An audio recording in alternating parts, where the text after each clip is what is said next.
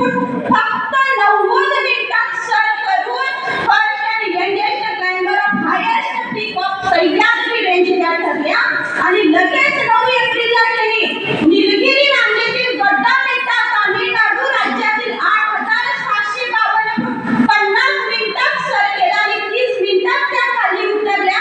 केरळ आणि तामिळनाडू सरकारने त्यांना प्रमाणित केलेलं आहे. वयाच्या 5 वर्ष होण्याआधी त्यांनी जागतिक पातळीवरती गिर्यारोहण या क्षेत्रामध्ये 5 world record, 6 Asia book record, 6 India books रेकॉर्ड्सची नोंद केलेली आहे.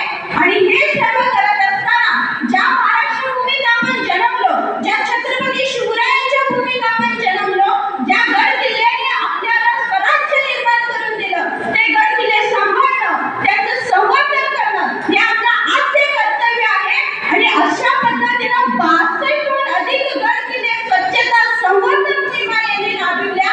जवळजवळ 2130 झाडं यांनी गड किल्ल्यांवरती लागवड केलेली आहे. आणि आज मला यांच्याबद्दल यांची आई आणि प्रशिक्षक या दोन्ही नात्याने अभिमान वाटतो.